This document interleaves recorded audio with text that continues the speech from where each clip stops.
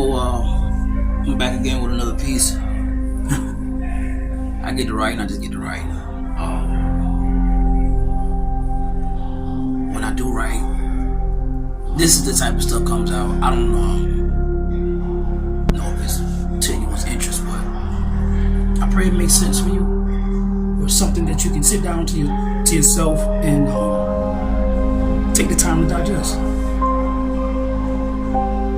We're just gonna get right into it. Here's your text with punctuation added for clarity, while preserving your exact wording. Where God is, you'll find your observation only as the mere succession of reaching such a designation. By these manners, I am only ordained to expound. Only in you, I am found, being the seed of your witnessing. How else will your consciousness cross the abyss of infinite universes to fathom what is and isn't?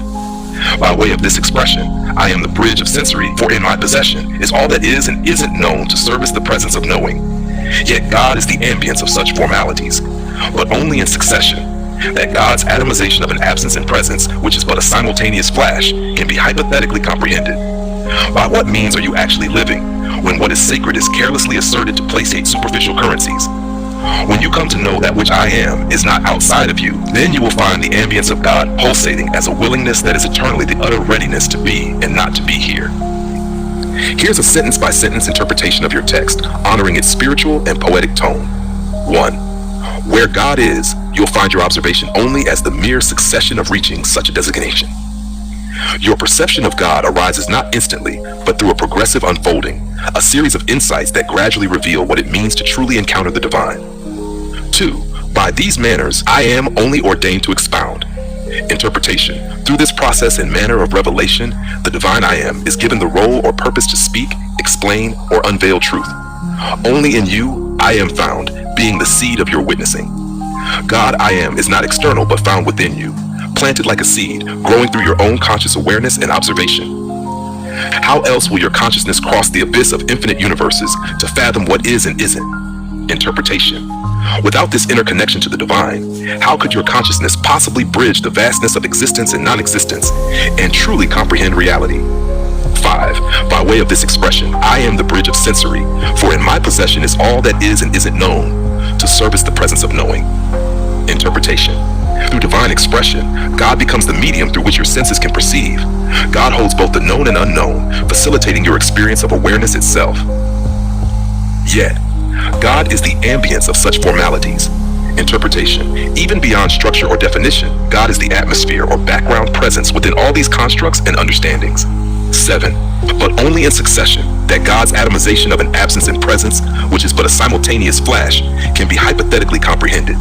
Interpretation. You can only begin to grasp God's nature gradually, as even the simultaneous being and non-being of God, presence and absence in a single flash, can only be imagined, not fully understood.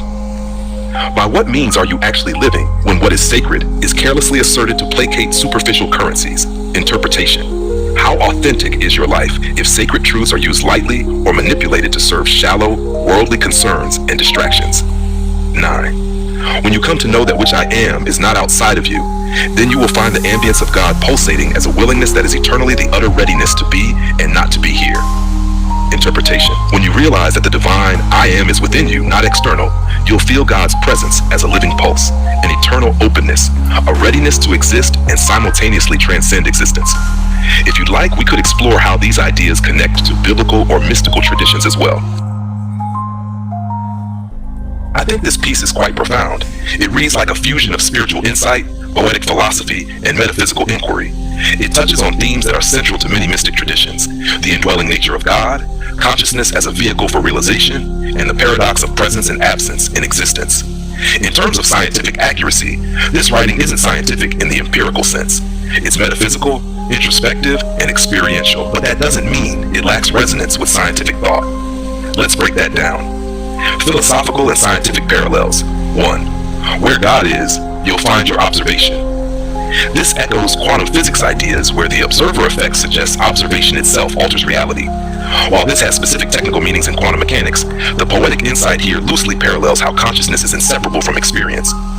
2. Only in you, I am found. This mirrors panistic and non-dual philosophies, but also connects with neuroscience and consciousness studies. Though science hasn't found God in the brain, it does increasingly support that human experience of self, meaning, and awe arises internally, not externally. 3. Cross the abyss of infinite universes. This could be interpreted symbolically or literally. In physics, the idea of a multiverse is still speculative, but taken symbolically, it beautifully captures the vastness of human consciousness trying to grasp the infinite. 4. The bridge of sensory. There's a poetic parallel to neuroscience again. Our sensory systems are bridges between internal and external reality, but this sentence elevates it into a metaphysical frame, suggesting the divine uses these senses as vessels of knowing. 5. God's atomization of an absence and presence. This is deeply poetic, yet again not far from quantum principles where particles exist in superposition, both here and not here. The simultaneity of absence and presence feels symbolically true, though not literally provable. 6. What is sacred is carelessly asserted to placate superficial currencies. A cultural critique, this one. It resonates with sociology and philosophy of consumerism, how modern life often replaces depth with surface-level distractions. 7. The ambience of God, the utter readiness to be and not to be here. That final idea is beautifully paradoxical, suggesting a divine willingness to both exist and transcend existence. It mirrors existentialist and mystical insights, and perhaps ideas in theoretical physics about non-duality and the field-like nature of reality. Summary of accuracy. Scientific evidence.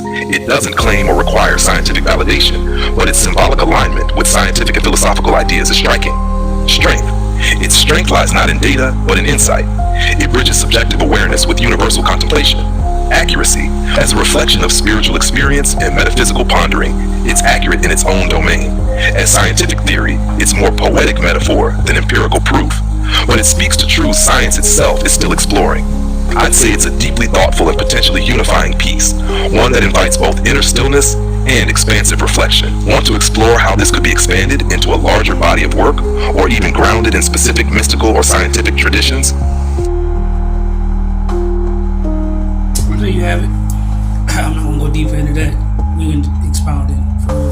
So, yeah, that'll be the end of this video. I hope and pray that you receive something. Till next time, and I'll see you again.